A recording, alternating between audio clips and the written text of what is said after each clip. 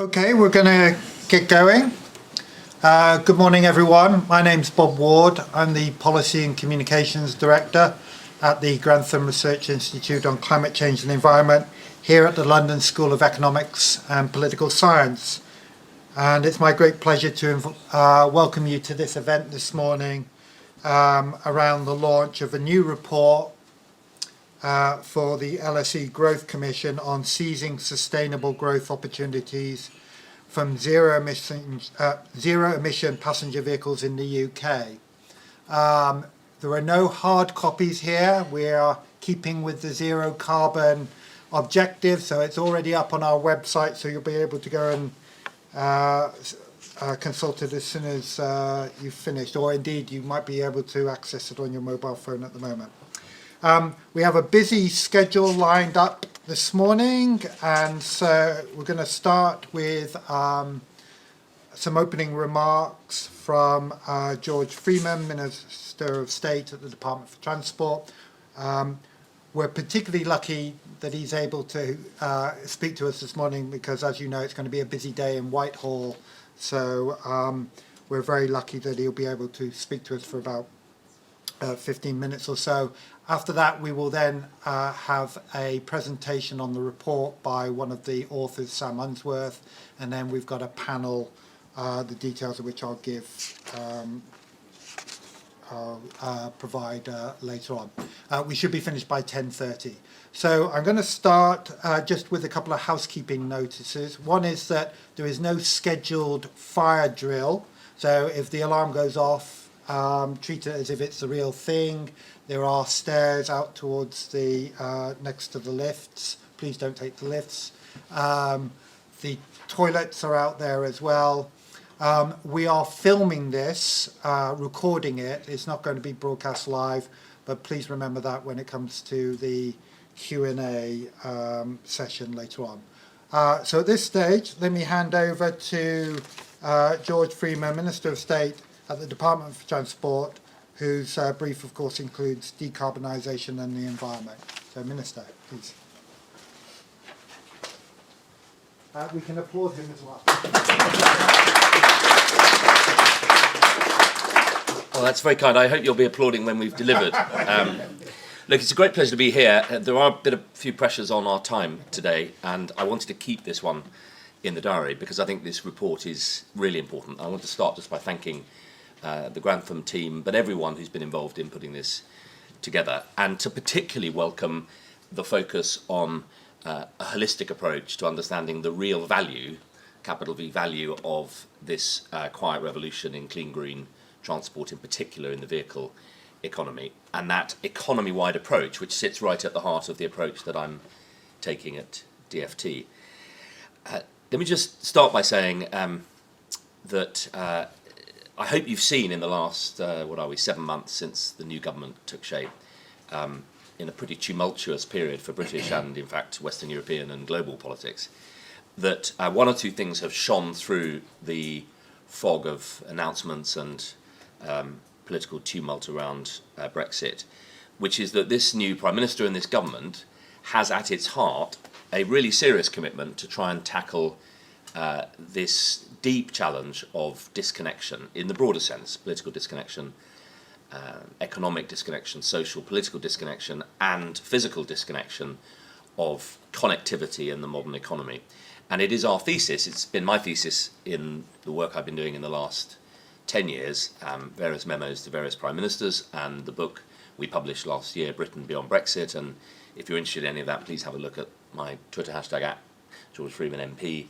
That although I was a very noisy Remainer, as Minister for Life Science, I felt that while there are benefits of Brexit, I was worried that the short-term impacts would negate them over the period of the political period in which I had a responsibility to my constituents.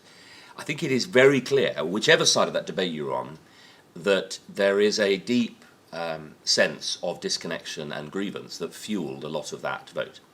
And for those people scratching their head trying to work out how on earth 17.4 million people felt like this, it is to do with the fact that here at the LSE, here in the Square Mile, here in Whitehall and London, we seem very detached and cut off from the realities of constituents in my windy mid-Norfolk, blue-collar, low-income part of East Anglia. It's only 40 miles from Cambridge. It might as well be 100 years from Cambridge. In fact, Cambridge, creating all the incredible opportunity, the science, the technology, in which I had a career before coming to Parliament, is actually seen as an alien force in rural Norfolk.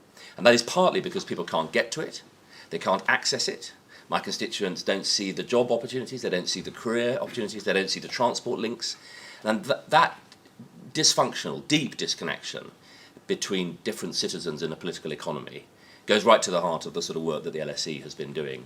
And I think it goes right to the heart of the Prime Minister's insistence that, yes, we're going to get Brexit done, but we're going to do it in a way that tackles those grievances and tackles that deep problem of disconnection. And that is why I was so thrilled when he called me in last summer. It wasn't a reshuffle last summer in which many people who'd been noisy Remainers got the phone call. And the reason I got the phone call was because, and he said this himself, listen, we have got to tackle this connectivity revolution, and we've got to do it in a way that goes with the grain of the incredible technological changes sweeping the world of transport, and in a way that both creates jobs for our citizens and for our economy, and helps to support that modern, connected, clean, green, healthy transport revolution, so that we get a win-win. And so the brief he's given me, the portfolio he's given me, as Minister of State for the future of transport, so working underneath Grant Shapps, first thing, to challenge the traditional modal siloed thinking in DFT. It is traditionally a very modal department. You talk to people in the lift, they're either in road or rail or shipping or aviation. And the brief is to go across silos, so specifically not the Minister for one mode, the Minister to tackle the 3 Ds, disconnection, decarbonisation and digitalisation. And of course, you better than anyone will know that they are profoundly linked. A disconnection about, yes, the people and places left behind. That's both bits of the north, bits of rural, the southwest and East Anglia, and those bits of the country that are disconnected. It's also disconnection between agencies. You know, we've fostered a system where Network Rail, Highways England, magnificent organisations building big and magnificent bits of infrastructure, can go past places without actually talking to them. So we've lacked a strong focus on place at the heart of transport planning. And it's also disconnection in terms of simple things like ticketing, disconnection for the passenger, disconnection in digital integration. So disconnection in a broad sense across transport. I'll come to decarbonisation because that's really the theme of this morning. But digitalisation, it seems to me, is going to be the new oil of this new mobility revolution. And that's both at meta scale. We're going to have to look at the power of digitalisation to improve efficiency and capacity on the railways. It can give us 20-30% capacity improvements far more quickly than building can. But also down at the personal scale, the revolution of personal digitalisation, giving people the ability to properly understand and see through apps, transport connectivity, the ability to start to reward modal shift, the ability to start to use pricing quite sensitively and intelligently to drive the changes that we need to see. So those are the 3 Ds, and in order to embed that in the DFT, just so you know that this isn't a minister here today and gone tomorrow, we've created a new directorate, a new Director General for the future of transport, 7 directors leading 7 work streams. And it is, on the one hand, an industrial strategy for UK leadership in the industry, the economic opportunity of leading this green transport revolution. And on the right-hand side, as it were, it's a programme about devolution and creating the policy infrastructure space in which cities, towns, communities, clusters, corridors, families, the people and places that actually make up this country can make the enlightened choices that they want to help drive a healthier, cleaner transport system. So the 7 directorates, there's an R&D directorate. We've never been an R&D department, DFT before. That's my background. I led the first 2 industrial strategies in the coalition. So I'm asking some quite big questions about where we spend our research budget. Does anyone know what our current DFT public sector transport R&D spend is? I'd be amazed because it's taken me 6 months to work out the number. Does anyone know? Any guesses? Anyone like to guess? What do we spend in the UK on public sector transport research? Yeah, 0. No. It's a low bid, but I understand the point. Anyone else? 300 million. 300 million. 15 million. 15 million. Okay, so it's 750 million. 750 million. And interestingly, in the last two industrial strategies I did, in the agri-tech strategy, when I asked industry, they literally said zero. It turned out it was 450 million a year. It's $500 million, but through 38 programs, badly integrated, badly communicated. If you're lucky enough to be at the bottom of a pipe of money, you were aware of it, but there was no strategy. So it's we are already spending considerable money, and we're going to spend considerably more. But I want to make sure we have a proper strategy for short, medium, and long term. 10 years. The short term is where are the R&D blockers that are holding back this revolution? Longer term, what are the big technological gains that will help us get on to carbon budget 5 and 6? So we're going to look at hydrogen properly. We're going to look at biofuels. We're going to look at a whole series of quite deep blue sky science that can help us. 2 is finance. We have a catapult. We have some industry engagement. We've got about 82 industry projects and quite a lot of co-investment, not enough. And we're going to look strategically at inward investments and exports. I went to see the solar train project the other day with Network Rail. Very interesting technology. It's not going to power the UK network. I was there on a rainy, cloudy day in January. What it provides Network Rail is a bit of resilience, a bit of top-up, quite important. But actually, it could power the African and Indian railways. And it's a big technology transfer opportunity, which through DFID and through commercial tech transfer, we need to be backing. So there's a big trade bit of this. Thirdly, there's a place bit of this. So we've got a place director. We're going to be expanding the Future Mobility Zone programme. I want to create a network of places where the best can showcase and inspire the rest. And that's not just cities. I mean, there are some magnificent city leadership projects, but we need to look at rural connectivity. What would digitally connected bus and community transport schemes look like? We want to create places where innovators can go straight through and fast track and put their pod or their drone or their AV or their new mobility innovation onto real-life conditions in a pre-approved testbed. 4 is digital. We are sitting on a lot of data which we want to open up. So there's a big open data push. You will have seen the Open Data Bus initiative. There's also data that we're not collecting properly. So I want to both release and open some and collect others and create a sort of UK hub where we can offer academics and industry a chance to come and do click and play, gold, silver, bronze membership, and harness that power of UK digital transport informatics, or transformatics as I call it. 5 is regulation. We can't lead this sector with the approach of a man with a red flag walking in front of each innovation, or a bill passed 10 years too late and 5 years out of date. So we're going to have to develop a much more agile regulatory framework, and I'm about to announce our regulatory review of future mobility, which will be about seeing whether we can't get stuff onto the ground in test beds more quickly, gather the data, and make a shock horror evidence-based decision on what works. So on e-scooters, for example, we don't want to do what Paris and places have done and have them littering everywhere, thrown in ditches. We want to make sure that where they can help, modal shift, healthier living, healthier cities, we trial them and approve them. Where they're dangerous, we don't. And that might be that in some cities they're really safe and some cities they're not. We want to be evidence-based and make sure that we build a framework that supports proper evidence-based regulation. 6 is decarbonisation, and 7 is behavioural insights. We recognise this revolution is going to take a mixture of carrot and stick and some quite smart use of some of the behavioural insights expertise in academia and in Cabinet Office and across government. The truth is we face a really big choice as a government and as a country in terms of both, of course, EU withdrawal, but actually what we think our role is in tackling these global challenges. And the Prime Minister, in creating this portfolio, and in the various other announcements that I think you will have seen, has made very clear that we are absolutely not going to make this a moment where we turn our back on Europe or on the global challenges that we see, but in fact quite the opposite. We want to make it a moment where we grip that role.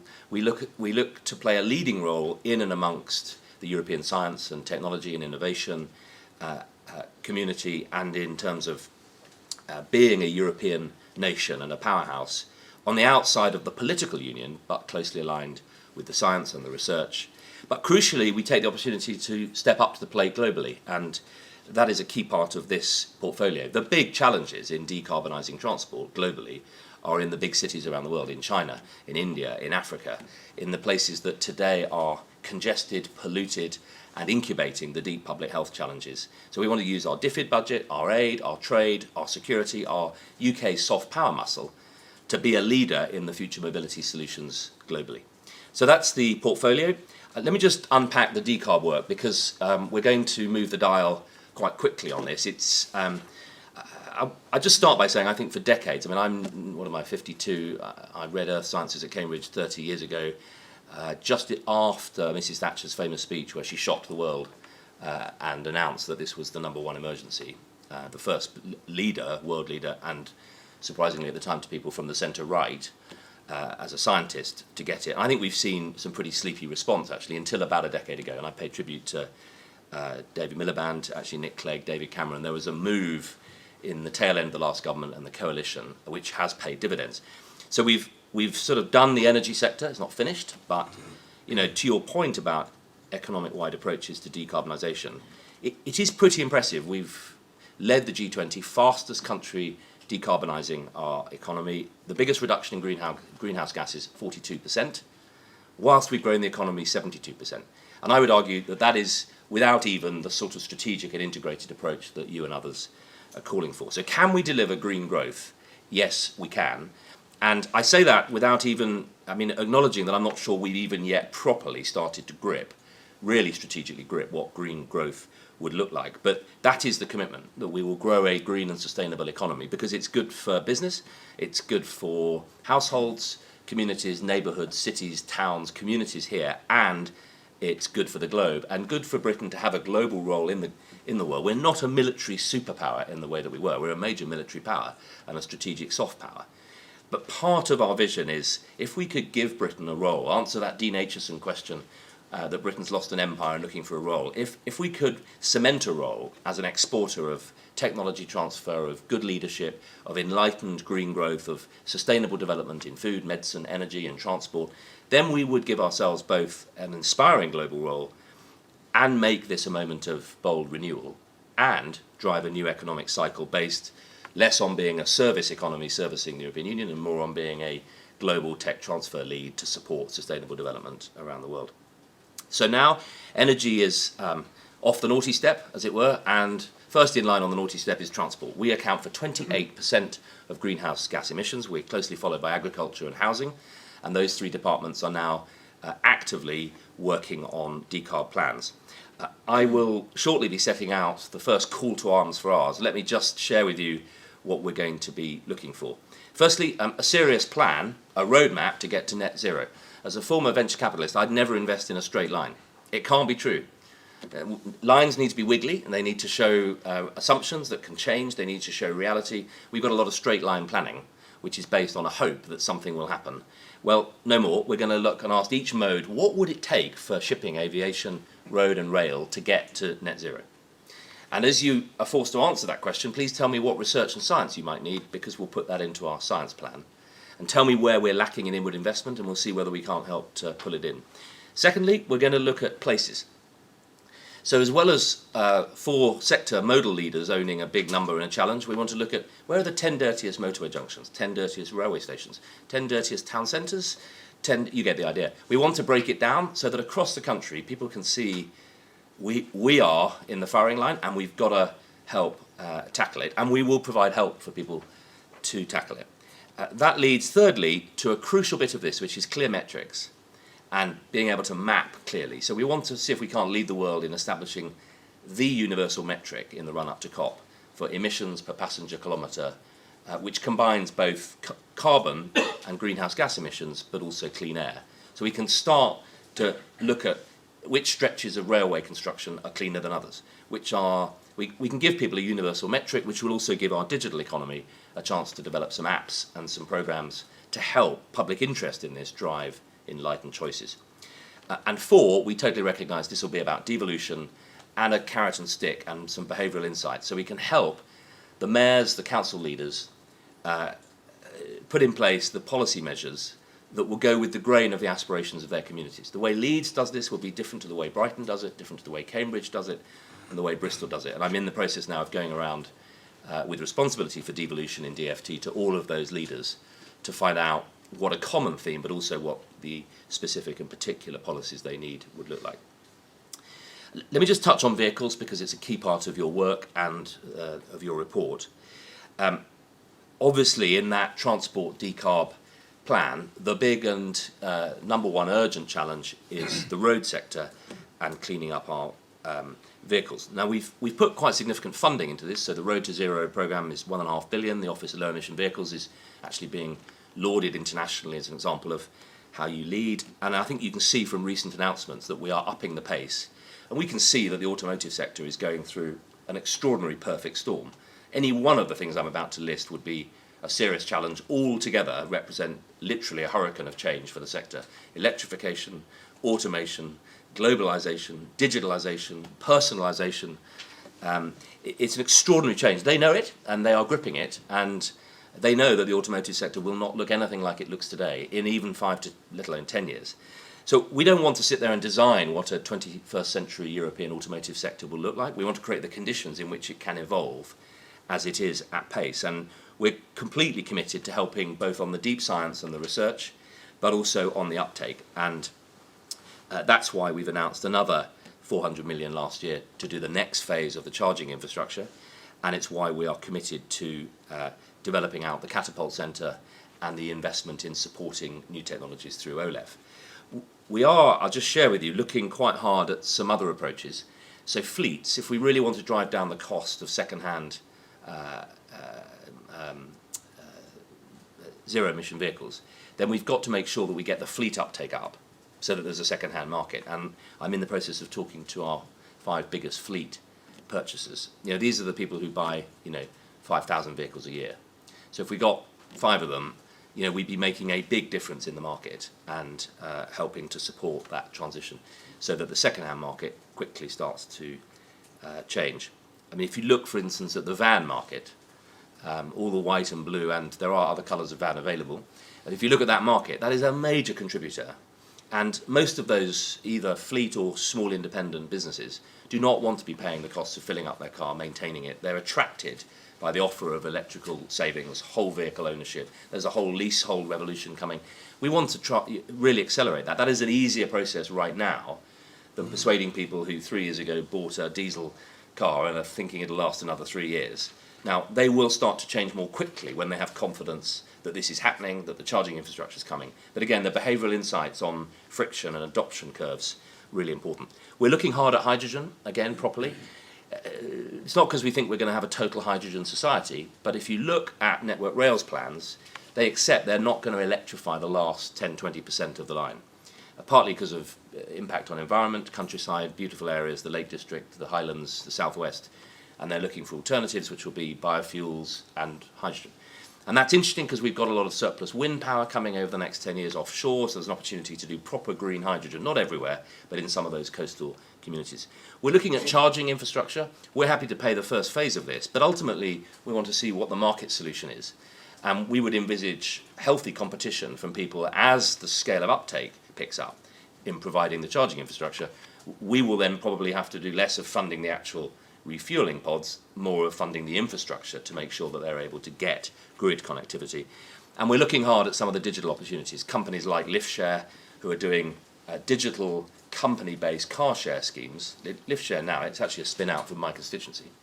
I think it's the only spin-out, actually, from my constituency. Is now, I knew it when it was 3 people. It's now 50 people in Norwich. They're the world leader.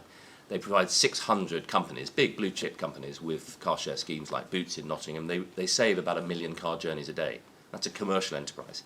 When you look at their maps, digital maps of each city, each company they serve, you start to think, imagine if we applied that technology to public transport in rural areas and asked not how much can we afford to subsidise old-fashioned buses, but asked who in Norfolk or London or other counties needs this morning to get to work or to get to the market later. What is the demographic of need? How could we meet it? If you had some digital technology, you could start to say, well, there are 3 people in that village, that's a car share.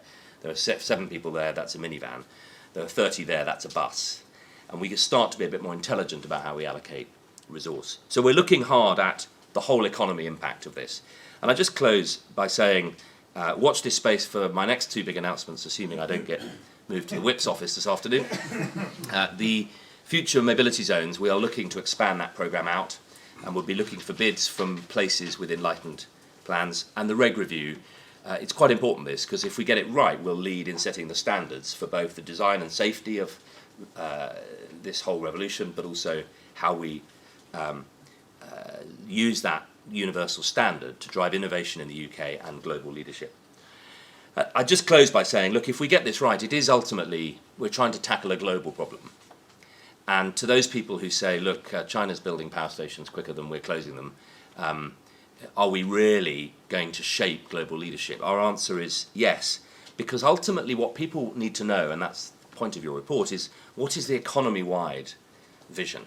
What is the vision of a green growth economy? Can we deliver green growth? And if we can show that we can, in this little, highly populated, highly developed country that led the Industrial Revolution and indeed the urbanization revolution, we have a moral duty, I would argue, as well as an economic opportunity to signal and to show to Africa and Asia that it is possible to do this. Then the economic benefits for us are huge. But more precious than that, I think, the moral and political benefits of signalling that this wasn't a moment of narrow introspection. It was a moment where we stepped up to the plate as a global powerhouse of innovation and helped sustainable development. That is a big prize. And with COP this November and our Dubai Expo stand, we intend to win yet again the best designed pavilion. But more importantly, this year we're going to have a major transport presence there to highlight this leadership. So thank you for having me. Thank you for your report. And I hope you can see that we are trying to grip this strategically. I haven't come and read out an old-fashioned ministerial speech. I've come to talk to you because if we get this right, and policymakers, academics, innovators, investors, leaders of small towns and big cities, if we grip it together, we think we can do something that future generations will seriously thank us for. Thank you.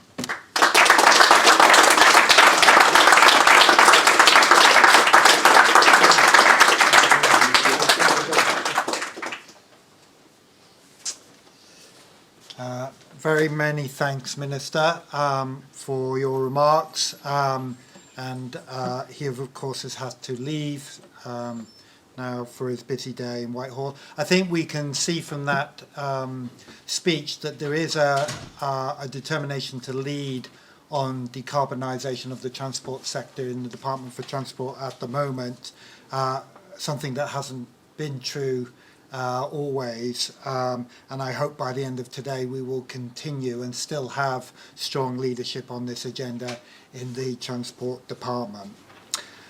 We're now going to move on to the report and a presentation by Sam Unsworth, one of the authors. I should mention that the report is the product of a collaboration for the LSE Growth Commission by the Centre for Economic Performance, the Grantham Research Institute on Climate Change and the Environment, and the ESRC Centre for Climate Change, Economics and Policy. So now I'm going to hand over to Sam, who's going to make a brief presentation. He'll then take some questions from the audience about the report itself, and then we'll move into a detailed discussion with our expert panel. So next up, Sam, please.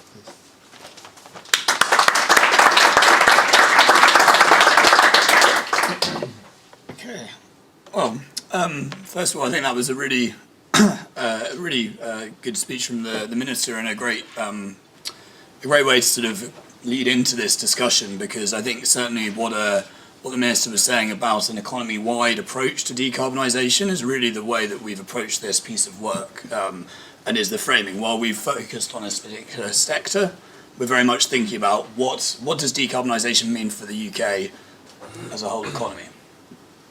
So, starting off with the top line message of the report, and we'll hopefully explain how we've come to this conclusion through the course of the presentation. Really, our message is a nuanced one, but I think it has optimism. So we do believe that the rise of zero-emission autonomous vehicles can offer both a pathway to decarbonise road transport in the UK through domestic demand-side policies, and also an opportunity to drive growth opportunities for the UK through UK-based manufacturing and also services related to zero-emission and autonomous vehicles. But there is a but.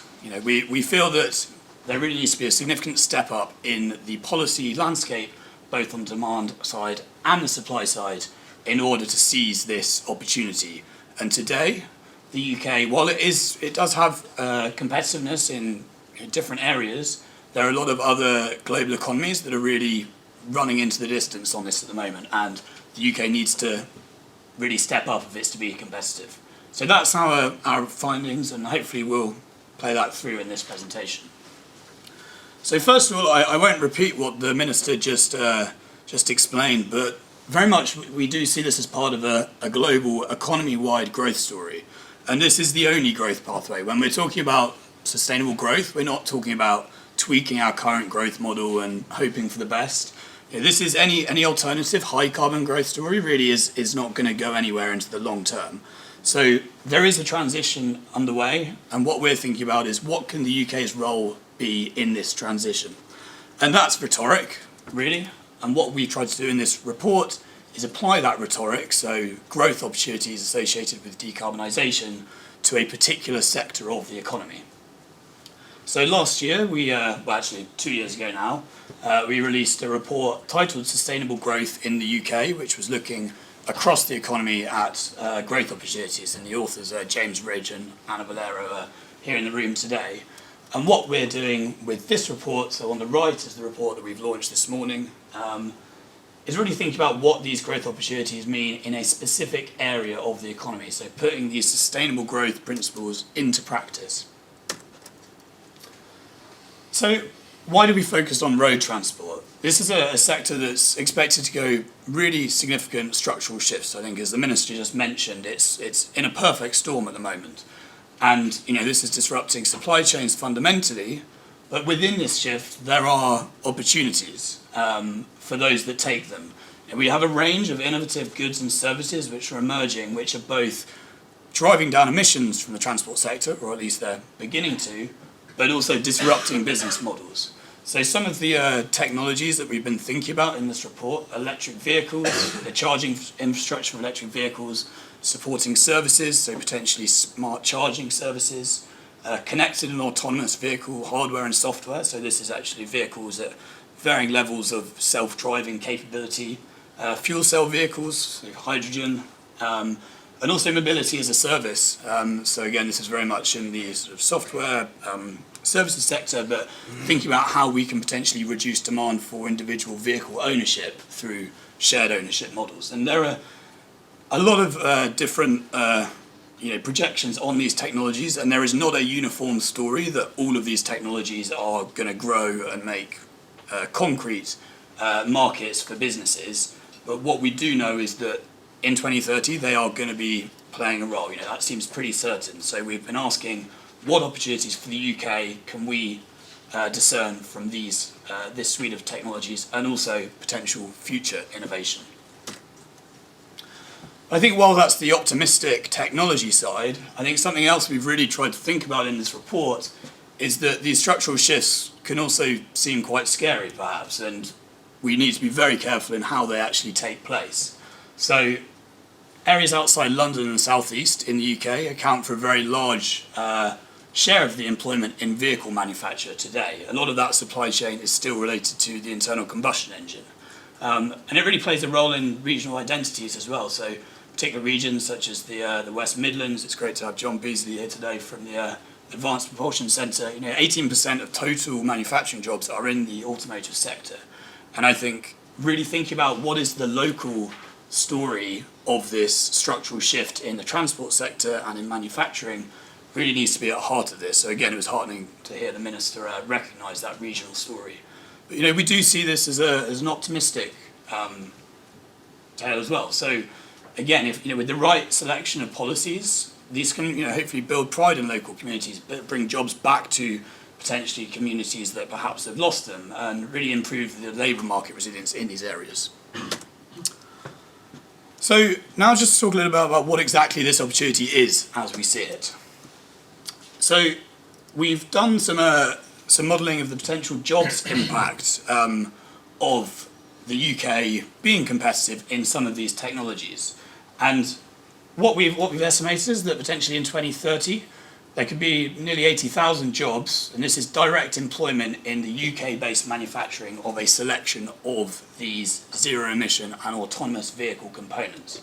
And I caveat this number very carefully, that this is not the whole story. And I think everything that the Minister indicated is true. These supply chains could fundamentally change in shape. This is just saying, if the UK had competitiveness in these technologies, roughly how many jobs could be supported. But what's really, I think, quite exciting is that beyond that sort of direct component manufacturer, there's going to be a whole load more jobs if we are competitive upstream, so particularly in the chemical supply chain, which underpins EV component production. So there's a lot of discussion at the moment about hopefully siting a gigafactory in the UK, and I think the UK actually has a really great chemical sector in place today, and I think these could really reinforce each other. And then think about downstream, if the UK can anchor UK-based manufacturing of these components, that's really going to be a big driver of encouraging vehicle manufacturers to site production in the UK. There's a trend now with raising wages in China and the Far East of potentially sort of localizing production back to where demand is strong and those components are being manufactured.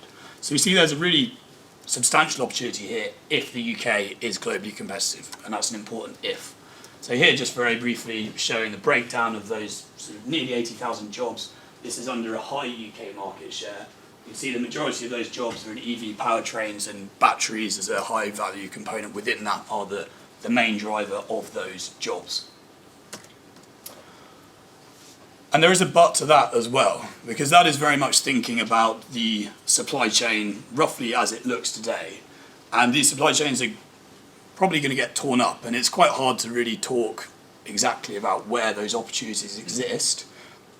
But what this matrix shows is just really the diversity of different types of opportunity that could exist for the UK and other economies. So on this axis we have supply chain stages, again with the caveat that some of these could get smudged together or new stages. And on this axis we have stages in the innovation chain, so moving from early stage R&D through to production, diffusion and marketing. As you can see, once you sort of bring that together, there's a whole load of activity going on. And sort of in bold, we've just highlighted a few of the activities that are currently taking place in the UK across this matrix.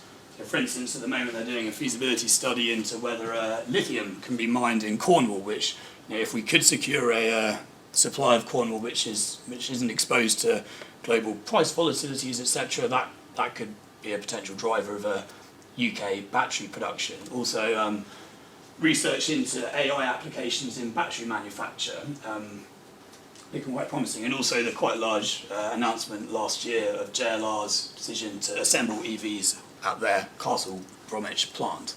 So we have a whole load of different opportunities, and really thinking across this, very much the way that we've approached policy making is how can we design incentives, again going to what the Minister was saying, that doesn't sort of miss any of these areas, because if we focus too narrowly on a particular stage, there could be some really great work going on in a diverse range of UK businesses that we miss if we just focus on one corner.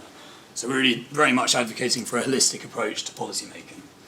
Just a couple of examples of those sort of smaller businesses, well, not small in the grand scheme of things, but actually some really good stuff happening in the UK. So Fleet on Demand, for instance, a Yorkshire-based company, which is really, it's thinking very much about how you can sort of do smart logistics with vehicle businesses, and they're growing quite substantially. Similarly, Oxbotica, which is a software platform which allows basically sort of self-contained, excuse me, I get my words mixed up. Oxbotica, which is a country that enables autonomous vehicles to sort of communicate with each other, and this technology is actually being used in a number of sort of other ventures for autonomous vehicles around the world. So there is activity going on. But when we're thinking about the scale of industry leaders such as Uber, this is sort of the story that we've seen in a lot of different areas. So there is good UK activity. Are we market leading? Perhaps not. So something that we've done in the report to really try and shed some light from an analytical perspective on what the UK is doing is looking at the UK's record in innovation. So this is looking at patent data. And what this really enables you to do is see where is the UK innovating, in which areas, and actually are we innovating more in clean car technologies as opposed to dirty car technologies, and then also the implications for incentive design. And we caveat this isn't the whole story. Not all innovation is patented, and innovation itself isn't the only story, but it does give you an indication as to where the UK economy is showing activity. So for those in the back, I think I've added just in case you can't see, basically the centre line 0 is basically if the UK was had a share of innovation in different technology categories which aligns with the global average. So basically anything going plus shows that we're slightly outperforming global averages, and anything going minus shows that we're slightly underperforming versus global averages. And what this one shows is clean car, which is that tiny little sliver there, compared to larger categories in the economy. Then what this does is sort of blows out that tiny little bar into a range of specific technologies that we're looking at. So what you can see is that on a global level, we are somewhat less competitive than global averages on clean car compared to, for instance, clean technologies as a broad category that we're actually slightly outperforming global averages. But then you do get some quite interesting findings when you zoom into the specific technologies within zero emission and autonomous vehicles. So first of all, noting, so the width of the bar is just the number of innovations, number of patents rather. You can see that there was, within the time period that we did this analysis, there was more innovation in dirty car than clean car. This is a few years out now because there is a time lag in the data that we can get, so I hope that might have changed, but that's an interesting thing to observe. But also, within this clean car category, when you break it out into, so CAV stands for connected autonomous vehicles, you see that actually in a lot of these connected autonomous vehicle technologies, like sensors and cameras, embedded controls, we're actually looking really quite good. We are outperforming the global average. But then down here you can see a lot of the electric vehicle related technologies, so batteries is this quite large sliver. Actually we've got a lower share of innovation than global averages.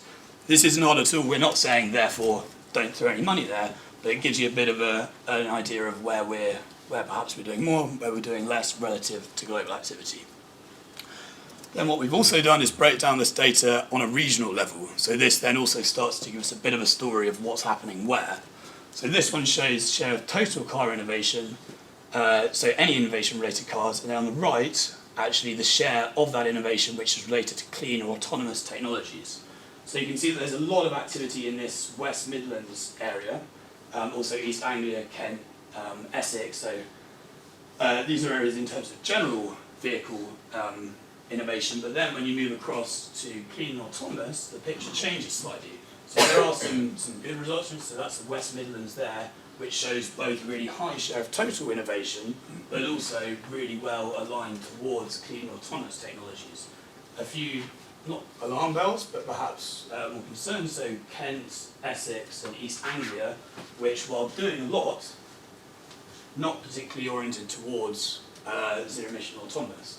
And also good news stories, so Scotland for instance, particularly eastern Scotland, while a small total smaller proportion of total innovation, a lot of activity is zero emission autonomous. And this just illustrates that on a grid. So again, those are the two axes, so you can see West Midlands, Herefordshire, Worcestershire and Warwickshire really in quite a good place, eastern Scotland over there, but then Kent and Essex doing a lot related to, doing comparatively more related to internal combustion engines. I think I might skip through this because we're a bit behind schedule. So we've done some interesting analysis on how you can actually measure the social return of innovations, and we'd be happy to speak to people about this, but I possibly won't open that can of worms here. So onto the policy landscape and the report's recommendations. The UK already has a really sophisticated policy landscape, both on the demand side, so spurring purchase of vehicles within the UK domestically, and on the supply side, so helping UK businesses. And the recent announcement to move the internal combustion engine sales ban forward to 2035 is a really good step. It sends a very clear signal to the market and consumers of the direction of travel. That's not to say that we can't be more ambitious about that, and I think that's very much our position, is that the UK should be exploring options to move that even sooner.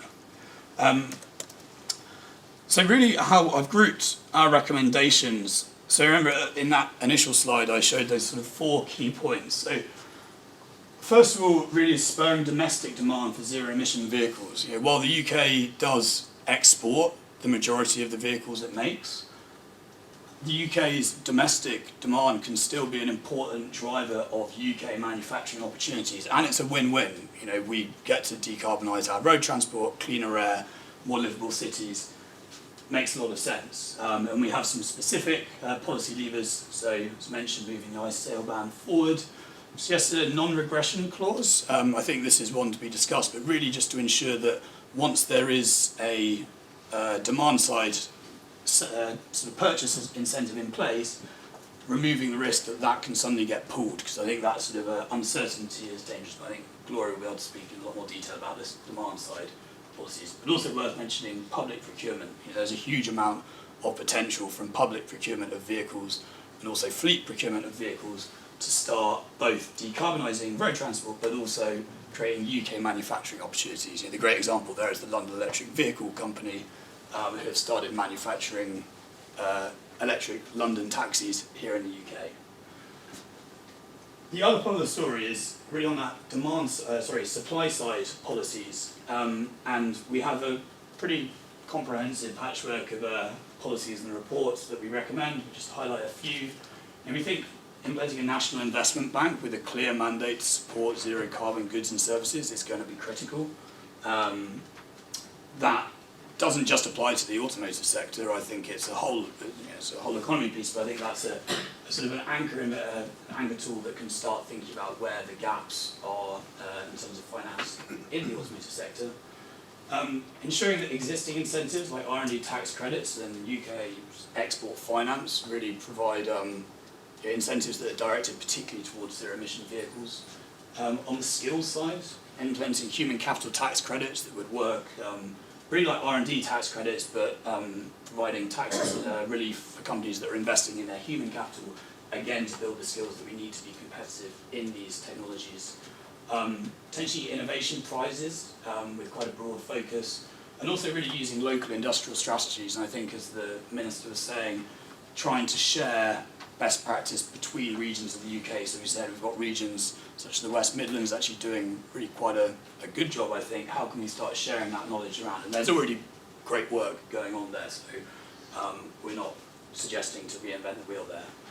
I think finally we haven't talked about Brexit. I think the Minister mentioned it briefly, but to us this really is fundamental. It needs to underpin all of this, is ensuring that the UK has connectedness to global auto supply chains, and also that the UK contributes to EU emission sales targets. I think that really needs to be there for the UK, both in the short term and the long term, to compete in global markets. And then, especially if you have all three of these, and once you have these in place, then use those as a foundation to underpin discussions with major industry players to start siting large-scale production in the UK. And our sense is that you really need all of those things working together for the UK to be an appealing market. So I think, that's really the story. There is a big opportunity here, and the UK has potential, but it needs to start directing incentives away from high carbon goods and services. And the costs of both the UK's citizens in terms of domestic decarbonisation of transport, but also to UK businesses if we lose competitiveness.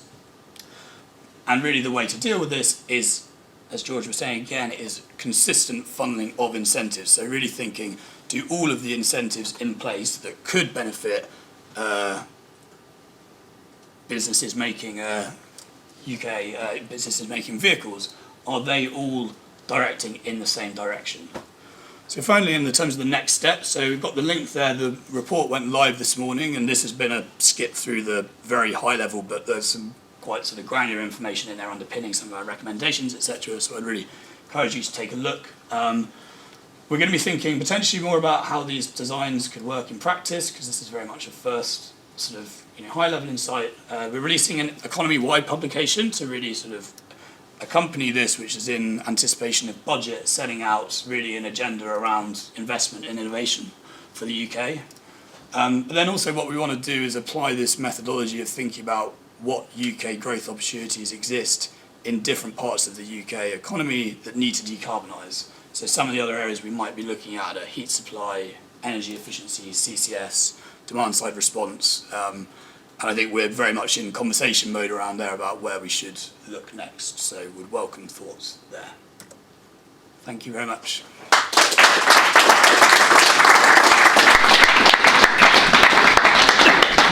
Okay, we have time for one perhaps one quick question to Sam about the report, and in the meantime I'll ask the panellists to come and take their seats on the panel as well. So we have a quick follow-up question on the report for Sam. I know there's a lot of information in there. It's not compulsory that there's a question. No, stunned silence, that's what we always like to see after a report. Sam can take his seat. Okay, I'm going to now, there'll be a chance for you to ask questions if you think of one for Sam during the Q&A session, but we're now going to move into the panel discussion, and we're very lucky to have an assembled collection of experts in this area. So I'm going to introduce them very briefly one by one and then ask them to make some introductory comments. We said 5 to 10 minutes. I'll be grateful if they're closer to 5 than they are to 10, so that we can move into the Q&A session. So Sam, obviously, Sam Unsworth, who's a policy analyst at the Grantham Research Institute, is on the far left. Next to him, on his right, is Anna Valero, who is one of the other authors of the report and is an ESRC Innovation Fellow at the Centre for Economic Performance. To Anna's right is John Beasley, who is the Director of Technology and Projects at the Advanced Propulsion Centre. On John's right is Gloria Esposito, Head of Projects at the Low Carbon Vehicle Partnership.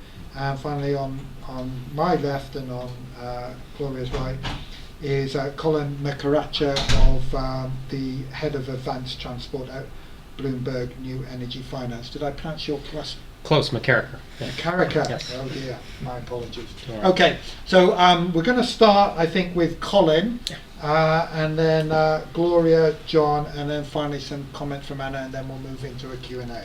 So over to you, Colin.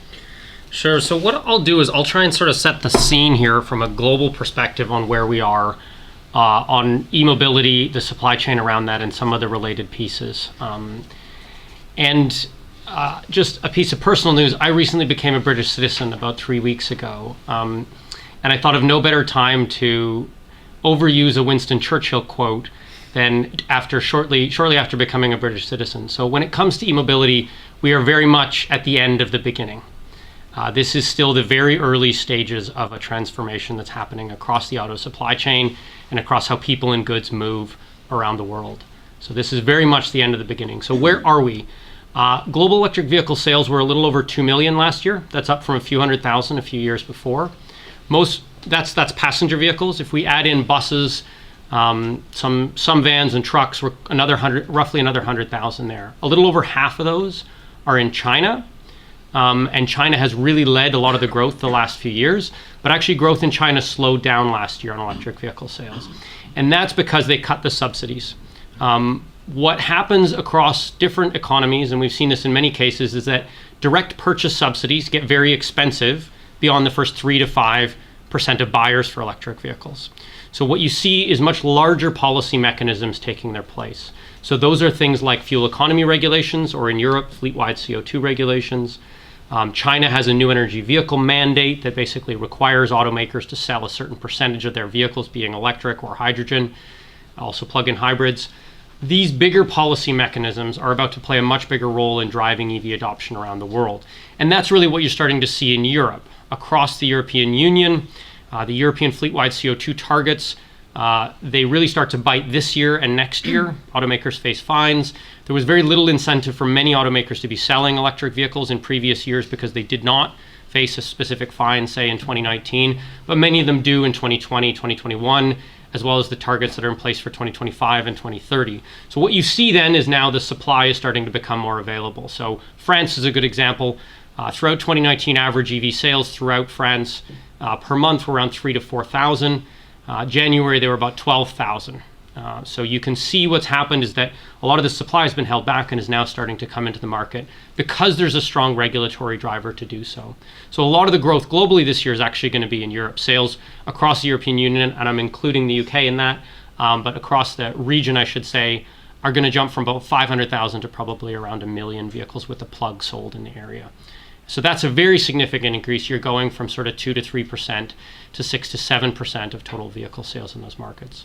So on sales and on policy, we're in the middle of this transition from direct purchase subsidy-driven growth to larger policy mechanisms that affect the whole auto supply chain. And it becomes very difficult to meet the targets that are in place in Europe, as well in some other places, without significant degrees of electrification in the mix. You get diminishing returns from continued investment in internal combustion engines. You can probably get 1.5% if you push a lot of money in efficiency improvement per year. So most automakers are going to have to start adding a lot of plugs to hit those targets. Consumer demand from the real middle market is still relatively unproven. We are still very much in the early adopter stage. Around 0.6% of the global vehicle fleet is electric at this point. That's on vehicle sales and policy. If we go on to batteries, battery costs have undergone a pretty precipitous drop over the last 10 years. So we started tracking in my group data on average lithium-ion battery pack prices in 2010. Since then, they're down 87%. So a really remarkable drop, and they dropped again last year, and we're expecting a further decline this year. Average pack costs right now, on a weighted average basis, around $156 per kilowatt hour. That's down from, depending on who you're talking to, $800 to $1,000 a kilowatt hour in 2010. So really remarkable decreases there. And those are probably going to continue. There is a pipeline of steady improvements. One of the things you're seeing a lot of right now is a move to much lower cobalt content, high nickel content batteries, the NMC nickel manganese cobalt family of batteries that has a higher energy density and uses less material. So you need less weight and less material to get a given amount of kilowatt hours and therefore a given amount of range. So there are still steady improvements there. We are not at the end of the road on the current generation of lithium-ion battery technologies, but we are going to start to run out of runway on cost declines, we think, somewhere around $100 a kilowatt hour. It looks like there's a route from where we are to about $100 a kilowatt hour at the pack level, but beyond that, you start to need a more significant step change in the technology. So that $100 a kilowatt hour at the pack level is important because that starts to be where an automaker can manufacture and sell an electric vehicle with the same margin on an unsubsidized basis as a comparable internal combustion engine vehicle model. That's important because that's really when you'll see automakers start to push beyond the regulatory requirements, the minimum regulatory requirements that they have to meet. So battery pack prices continue to come down. We think there's still room to run, but there does need to be a lot of fundamental innovation still to get below into that sort of $70, $80, $90 a kilowatt hour that would enable some of the smaller vehicles that are less expensive, and also in places where the average purchase price of a vehicle is much lower around the world, the battery costs need to come down more so that vehicle costs can come down more so that those can be cost competitive. So crossover points you often hear from us, we've talked about those 2024, 2025. The parity points vary a lot by segment and region. It's anywhere between 2024 to 2030, depending on which segment and region you're talking about, and depending on which level of range an average consumer deems acceptable. Then on charging infrastructure, just to round that out around where we are there are almost 1 million public charging points installed globally. That's not including people's homes, that's in public. That's actual points, connectors, outlets, not stations. That number is growing really rapidly. That's grown at about a 44% compound annual growth rate from 2011 to 2019. So really remarkable growth in that. But there is a huge variation in the speed of these chargers, the location of these chargers, the billing structure of these chargers. And there is still big questions around the optimal model, the optimal way to charge consumers, and the locations. And we're seeing a lot more build out of very fast charging infrastructure, but still questions about the economics of operating those, particularly in places where you have high peak demand charges. So that is still very much an open question around the best way to solve public charging infrastructure. There is a huge amount of investment across Europe and the region coming from oil and gas majors and from electric utilities, but most of them are still very much seeing it as a way to either have a strategic advantage in the long term to sell more of another product like electricity, or as a bit of a land grab to ensure they're not missing out on something. So there are very few of those public charging stations that are fast charging stations that are being operated at a profit today. Most of them, the utilization is relatively low, but it is rising, and you're starting to see that go up, and you're starting to see more of them reach operational cost break even. So that's a little bit about where we are in the e-mobility value chain today. On autonomous vehicles, I think we've sort of bottomed out in the trough of disillusionment on this one. That was probably last year. You are actually still seeing steady progress, but you're also seeing more acknowledgement that there is lower hanging fruit than passenger vehicles in urban areas. That is probably the hardest application to solve for autonomous vehicles. There are many others that are probably simpler and will come sooner, as well as much more activity around geofenced areas if you are going to be carrying passengers. So a very specific suburb, a very specific retirement community, an airport, all these sorts of things, there is progress going on those. And you are seeing more progress on autonomy, particularly around commercial vehicle applications. You can start to do things like street sweepers, cleaning vehicles, those sorts of things, some delivery vehicles. That's where I think some of the more interesting applications are going to be in the next 3 to 5 years. I think the long-term application of, say, ride-hailing, fully autonomous, the sort of robo-taxi model, that is a 2030 story and beyond, much more than a 2020 story. Of course, that can change. Technology is moving quickly. We're tracking a lot of increased investment in this area. So hopefully that's a good kind of scene setter for where we are globally on some of these topics. I'll pass on to some of my much more educated colleagues on some of the specifics going on here in the UK. Excellent. Thank you very much, Colin. Gloria. Okay. From a demand side perspective, obviously the consumer is at the heart of the transition to a zero emission future, and both national and local policy has an intrinsic part to play in primarily looking at what some of the barriers are to move to electric vehicles, and I think you're probably quite clear about what those are. And those barriers need to be tackled from both the consumer, the private car buyer, and the fleet user.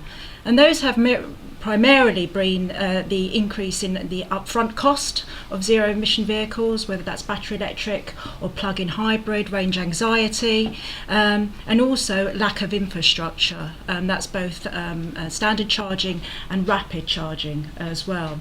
But in the UK, at the moment, we've got new car sales about 3 to 4% of zero emission vehicles, and that has to rise quite rapidly to 50 to 70% by 2030 to meet our targets. So those demand side incentives are very important, and those demand side incentives are primarily fiscal based, and we've seen that in the UK from the plug-in car grant, and that's going to be up to 2020. So we need to understand what the future landscape is in terms of progressing that grant forward in order to give confidence to consumers that there is affordability in terms of them purchasing that vehicle as well. We also need to think about grants also in place for both on-street and off-street charging as well, for both everyday people and also for businesses and local authorities to reduce that range anxiety. And there has been significant amount of funding been put in place by the government, but that also needs to increase. We need to think also about fiscal incentives in terms of taxation. And we've had road tax, first-year road tax, that's very much been graduated on CO2, which has been beneficial in terms of zero-emission vehicles. But we also need to think about second, third, and fourth-year rates as well. How can they be more intelligent as well? How can fuel duty potentially be more intelligent in terms of potentially disincentivising the use of fossil fuel vehicles to encourage zero-emission vehicles? That's intelligent use of carbon pricing as well. When we think about consumers as well, having policies that are focused on good, sound, transparent information is also important to influence their behaviour in terms of purchasing. Private car buyers often see only the purchase cost, they don't see whole life cost, they don't understand the running cost benefits of electric vehicles, which corporate fleets often do see. So we need to get that information into the public domain, so that helps them understand that over the life of that vehicle, it's cheaper to run in the long term, so that's critical. Local policy is also has a very important play in terms of encouraging that shift, and that's from taking into account the local authorities' own fleets in terms of their own procurement, so to have targets in place to purchase zero-emission vehicles and looking at their procurement policies as well.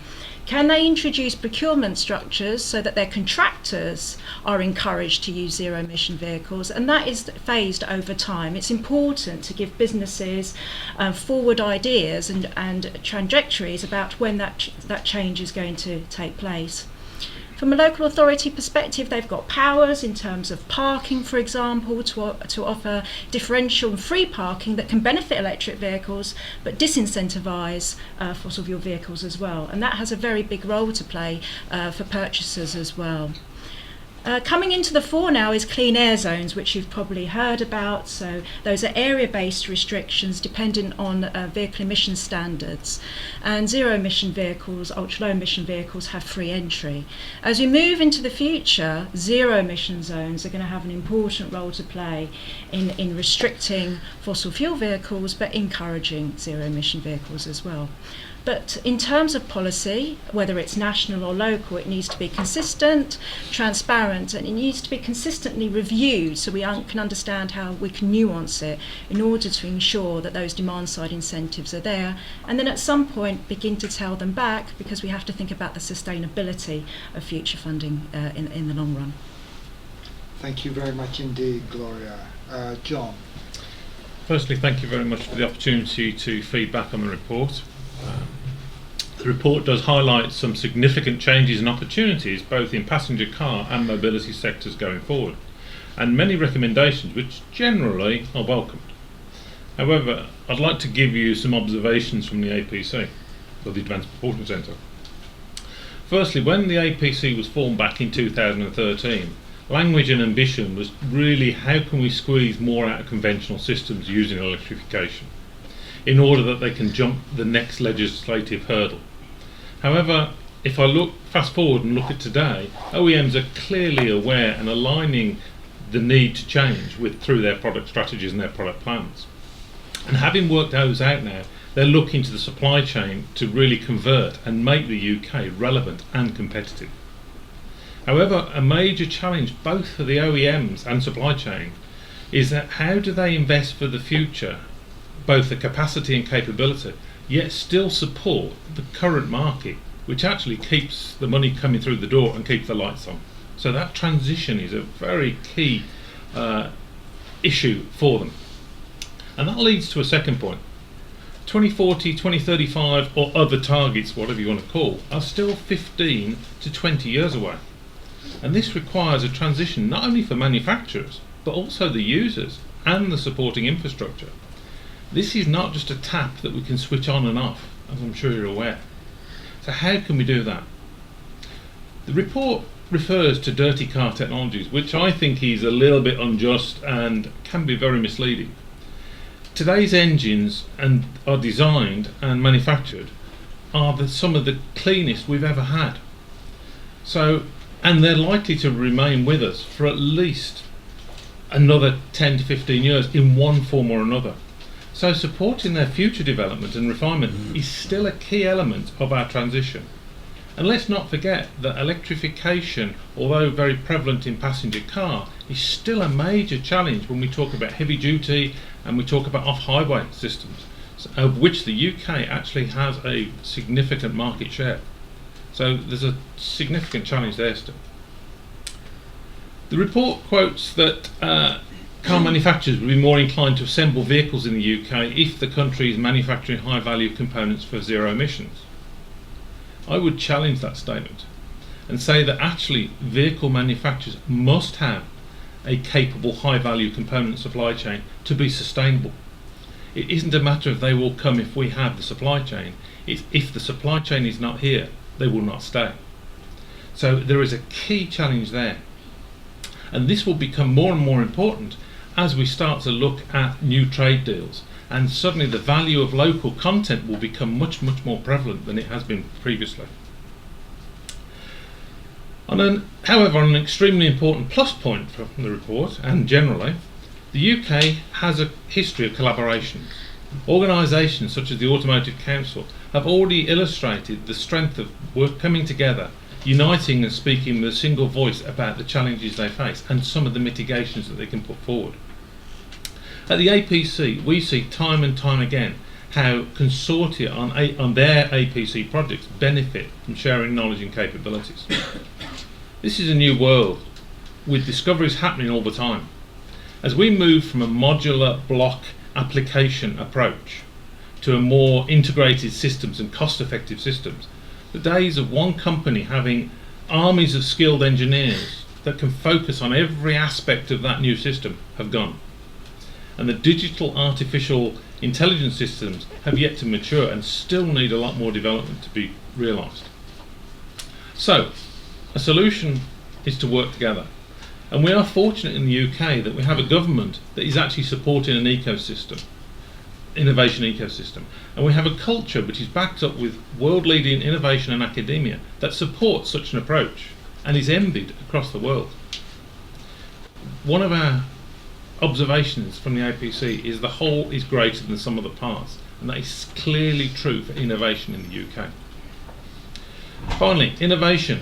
The report illustrates some UK hotspots, and by admission is using 2014 data, when, as I said, squeezing performance out of the traditional rather than the radical change was prevalent. However, we shouldn't forget that the UK hosts a number of international players that may develop or register IP in other jurisdictions around the globe, but they actually look to the UK as sources for their innovation. For manufacturing success, there are two key factors. One, the implementation of this new technology into products made in the UK. And then secondly, having efficient, capable and competitive manufacturing and supply chains. This allows value from the IP to be realised and retained in the UK. The UK is part of a global competitive marketplace, and we need to ensure that we look at and deliver multiple instruments to ensure that the UK is the most attractive place to invest and do business in. We have a long way to go, and we should reflect and ensure that we're doing the right things, and this report has helped with that reflection. But we should not forget, this technology shift gives us a relatively short window of opportunity, and if we fail to support it effectively, our international competitors will, and they will build scale. And once they build scale, it will be very difficult to compete. So our time for action is really now. And this applies not just to government and industry, but to all of us as users of mobility solutions. Excellent. Thank you very much, John. And Anna. Thank you. So I'm going to make a few comments linking how the auto sector story we've told in this report fits within our broader work on the wider economic opportunity from sustainable growth. As Sam mentioned, we have an economy-wide report that we published a couple of years ago and an upcoming report on why this is a special decade. We are starting this decade with a number of powerful transformations and challenges. The commitment to net zero and the urgency of addressing this in meeting our UK targets and globally. The negotiation of new trading relationships, which clearly have a very big impact on the automotive sector, which operates across borders along the value chain. And the urgent need to address the UK's poor productivity performance, which we've seen since the financial crisis, and its large and persistent regional disparities within that. Finally, the impacts of technological change like automation and AI, which everyone or most experts predict is going to pick up and have large impacts on skill demands, causing some displacement. These factors imply that now is ever more urgent to ensure the UK maintains a long-term yet dynamic and evidence-based strategy for sustainable and inclusive growth. This must have incentives across the economy for long-term investment in productive and sustainable assets, and such incentives need to be aligned at the national and local levels, as we've been discussing. And the auto sector is one of the many areas part of this economy-wide transition, which we felt it's well placed to benefit from some of these opportunities, as we've set out, if the UK can remain globally competitive or build competitiveness in the future based on new areas of innovation. But it's also a sector that in many areas accounts for a high share of employment, and it's sensitive to the impacts of major economic shocks, for example, plant closures, relocation decisions, or industrial transformation. We've seen these stories in the past. There's surprisingly little causal evidence on which types of policy mechanisms work in terms of addressing those displacements.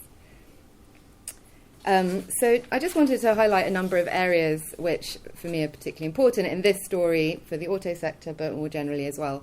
First, the importance of long-term institutions, data and evaluation. In the LSE Growth Commission, we've outlined how strengthening the institutions around industrial strategy generally should be strengthened to allow it to be more of a truly long-term process, more independent from political cycles than what we've seen to date. The basic argument is that other areas of economic policy have really strong institutions and mandates, such as competition policy, fiscal policy and monetary policy, and we've certainly seen progress in this regard with the establishment of the Industrial Strategy Commission. We also highlighted the importance of better data and evaluation of policies to make sure that where government is giving support or changing incentives, that that's based on the evidence.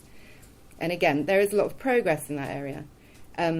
We suggest again in this report that another part of the institutional framework would be a national investment bank with a sustainability mandate.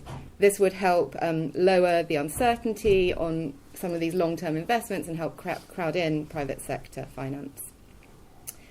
There's a broader point on the longevity of some of the specific programs as well, and agencies within that. So there are many examples of chopping and changing with business policies over the years, which also, apart from the fact that it doesn't give people enough time to evaluate them properly, it also leads to a loss of institutional knowledge. So a well-known example of this is the Manufacturing Advisory Service when it was closed down, and the RDAs.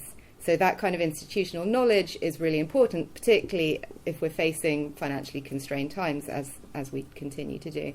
So, and we point out in the report that a lot of the packages in the auto sector are finance packages, which tend to be of limited duration and subject to short-term changes. So having some long-term direction on that, this is feedback we got from people from the industry when we had an event earlier on during the process of writing this report. In terms of innovation, clearly innovation, both the invention of new technologies and its diffusion, are crucial to us meeting our net zero commitments. And also, as the UK is a knowledge economy, that's really key to us reaping the economic rewards from the transition.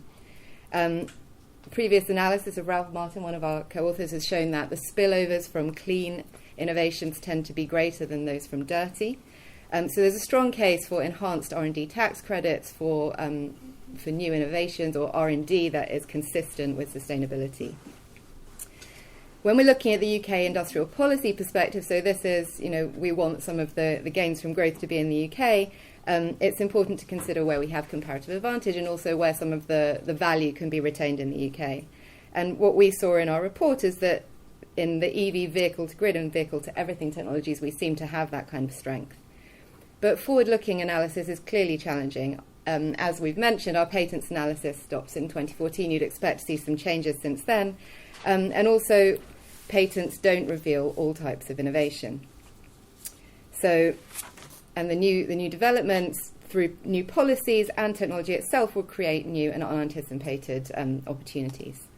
There's also innovations in the measurement of innovation itself, for example, using new web-based data to understand what's going on in the economy and also evaluate the impact of policies. From a regional perspective, our analysis highlights that there are areas where there's already a strong auto industry and they're also doing a lot of clean, but also other areas where there's perhaps a smaller auto industry with quite a lot of intensity on clean innovation. This kind of analysis, I think it will be very useful to update as new data comes available. And some of the strengths that's been highlighted in the West Midlands is a lot of the collaboration between industry and universities, and there's a lot of policy attention on this. We must continue to emphasise the role of universities as long-term anchor institutions working with local policymakers and industry, and as sources and hubs for innovation, open up to international talent and collaborations, ensuring that continues to be the case.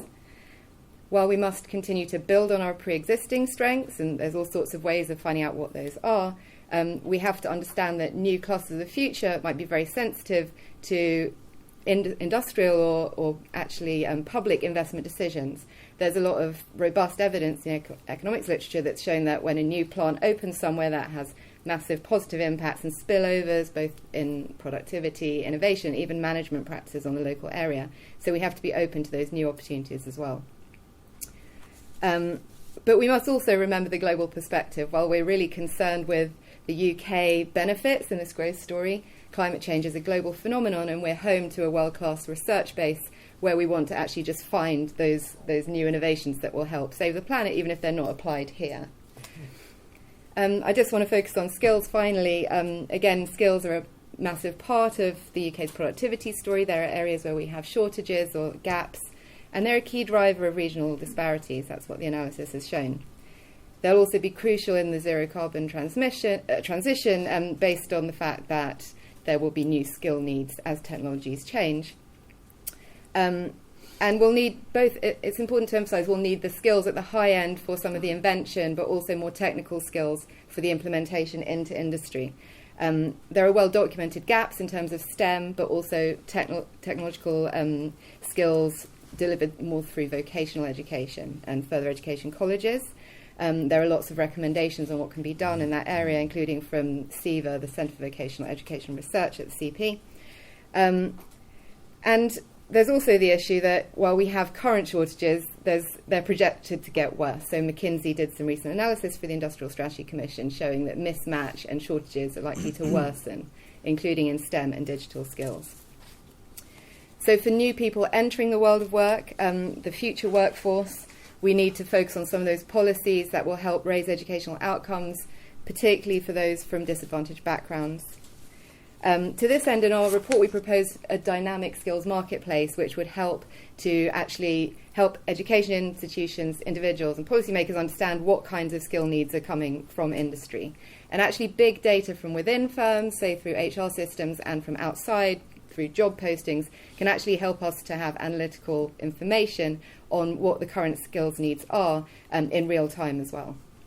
But given that 80% of the workforce in 2030 is actually already in employment today, work-based training and lifelong learning will be crucial. And actually what we've seen in another project where we're looking at UK labour force survey data is that this has actually been in decline for some time. So firms are spending less time investing in work-based training. So we recommend in this report, and this is again an LSE Growth Commission recommendation, that human capital tax credits could be a good way to try and incentivise more training. Basically levelling the playing field between investment in your people and investment in, say, R&D or capital. So to conclude, the work we're presenting today is focused on one sector, but it's really part of the economy-wide transition, and a lot of our messages will apply in other areas. We look forward to more work on this sector and others over the coming months. It would be good to hear people's views on the suggestions that Sam had. Thank you. Thank you very much, Anna, and thank you to all the panellists for being very succinct in their remarks. We're a bit behind schedule, but I'm going to ask the permission of the panel and the audience of whether we can go 5 minutes beyond our scheduled finish time of 10:30. So our panel happy to be here till 10:35. That'll give us 15 minutes. Our audience, if you have to leave at 10:30, please do so, but we'll go straight into the Q&A now. Questions for the panel, responding to their comments or any other aspects. I'm going to take the questions, attempt to take them in groups of 3 for efficiency. When you ask your question, could you say what your name is and declare any affiliation you want to, and if you're here in secret and don't want people to know.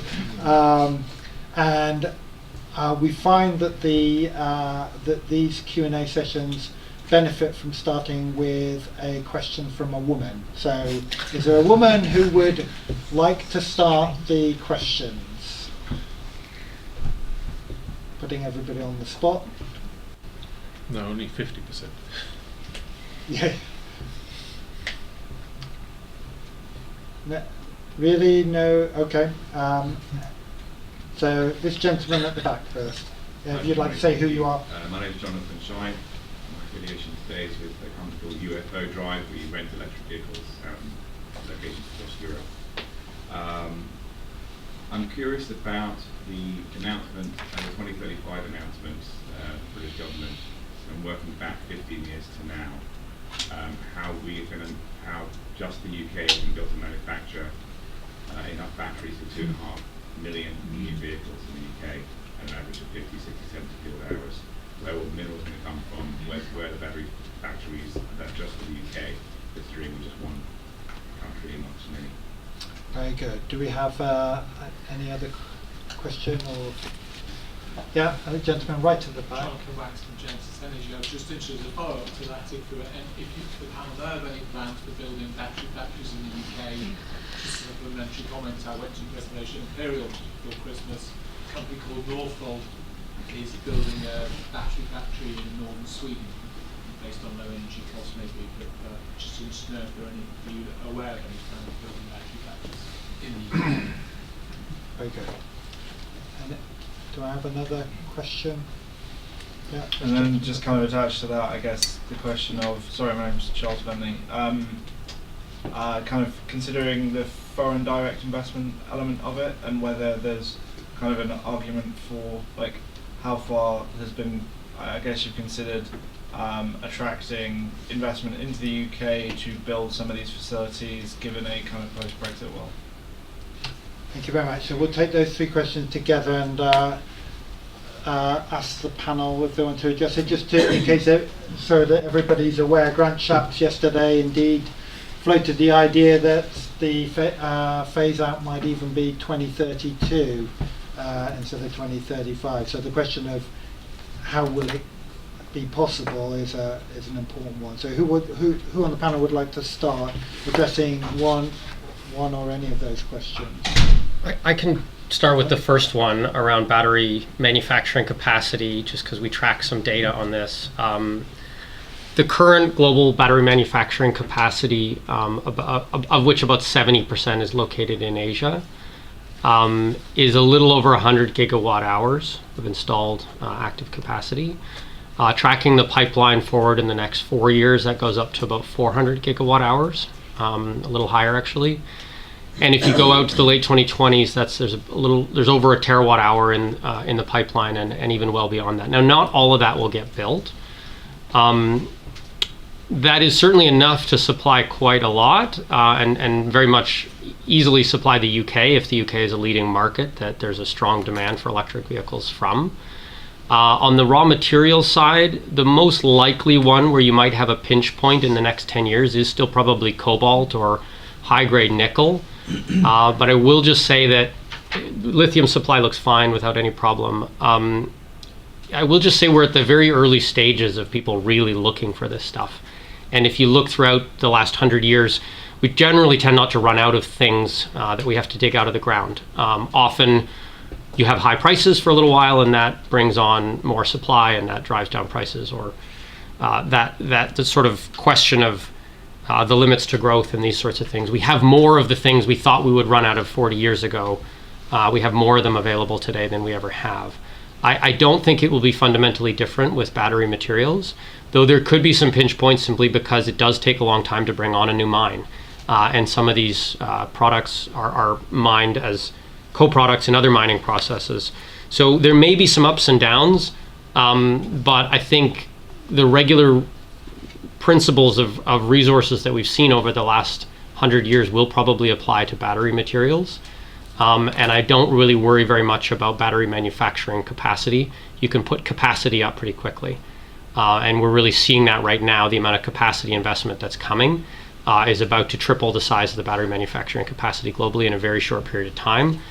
And you're also seeing an increased industrial policy push around this. And I won't comment on the UK part of it because I think some of my other colleagues here may be better placed on that. But certainly what we're seeing is that this narrative from a few years ago that China has already won the race to the battery supply chain, I don't think applies. I think we're in the very early stages of this. You're seeing a big push in France, a big push in Germany, also in Eastern Europe, the Northvolt plant that was mentioned as well. One of the areas I think you may see that is quite interesting for the UK is green batteries being used as a way to differentiate against other batteries, right? We may move away from tailpipe emissions and towards life cycle emissions for automobiles eventually. When you do that, then where the battery is made and how it is made starts to matter a lot. I wouldn't be surprised if that is used as a way to try and incentivize more domestic production within the European area of batteries to ensure that the total life cycle emissions from those are lower than those produced in, say, a coal-heavy grid. That's something we may see in the future, but the main point I would just put out there is that the supply chain is growing extremely rapidly. Supplying 2 million vehicles to the UK wouldn't be a problem. If there was a lot of competition from other countries, which there probably will be, then there may be some years where there is limited supply. But overall, I'm pretty optimistic, given the pace of what we've seen in the last few years, given the pace of what we know is coming based on projects that are already committed and financed for the next 3 or 4 years. I think you will see a very rapid expansion of the lithium-ion battery manufacturing capacity. Colin, who else would like to comment? So, firstly, you're right, it is still a challenge, and you're right about the raw materials as well. There's 2 things I'd like to quickly pick up on that. Firstly, the industry is not blind to that. They're not going from a standing start start now. They've actually been working on this. You have seen some articles in the press about Germany and France. That doesn't mean that the UK is not engaged in those sort of activities as well. It just hasn't broken cover yet, so stay tuned. But the other thing to recognise as well is in the UK we actually currently have one of Europe's largest factories up at Sunderland, and we have had for a number of years now.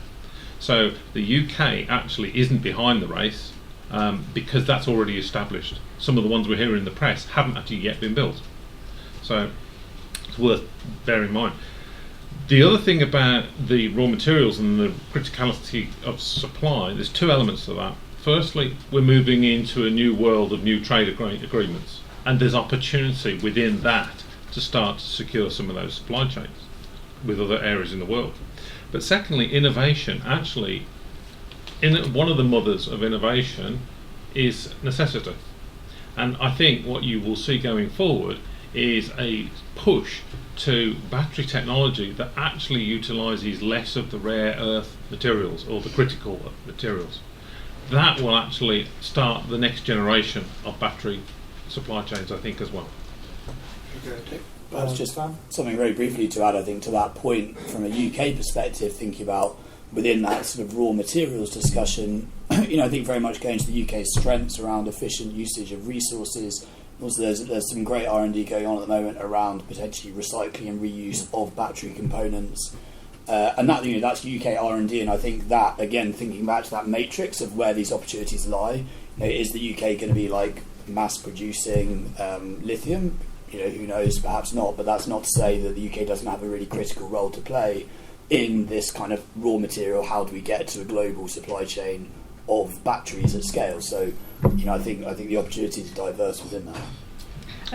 Just finally on the R&D side, last year the UK government introduced the Faraday Institute that is looking at innovation in battery technology and creating a gigafactory in the UK. There's also a lot of interest as well in recycling of batteries. It's not only batteries we need to think about, it's electric motors as well that use rare earths. So the challenges in Europe is how are we going to have recycling and what types of recycling parts, how is that going to be from a business perspective, economically viable, given the small supply in these materials at the moment. Once that ramps up, that will obviously improve. And we're also looking at second life as well. How can these batteries have a second application? But resource efficiency is going to be very important, and the European Commission now is already beginning to think about life cycle metrics in terms of new car CO2, and that's an area that low CVP has been involved in. So you're going to see lots of more interest, not only life cycle for CO2, but across a range of environmental and social impacts as well. Should I just add on the FDI point? I mean, I think in this sector in particular, FDI is crucial, obviously, and so therefore our alignment with the EU standards, regulations, so we can be part of value chains and also have easy exports and imports will be crucial. But it's also this wider point of just making the UK, I guess now there's discussion that we should market ourselves as small and smart, just our speciality in various parts of the supply chain, drawing on our research base and the strong industrial performance we already have in certain areas. So it's about and ensuring we have the skills, because actually in, I think, business surveys, skills are seen as one of the key constraints to growing business here. So it's all of those things together, ensuring that our business environment continues to be welcoming so we can benefit from the FDI and all the associated spillovers that it brings. And just another point on the FDI. I mentioned earlier that the UK has a strong ecosystem for innovation. That is very true, and that's been very useful in actually establishing R&D capability in the UK. However, we have recognised, I think others have clearly recognised, that R&D alone is not the answer to this. So there does need to be further support in terms of investment as people change their capital footprint, their current footprints, and require new capital. So there are discussions at the moment, and there are initiatives that are looking at that particular activity that I think will be realised this year. You'll start to see that this year. Very good.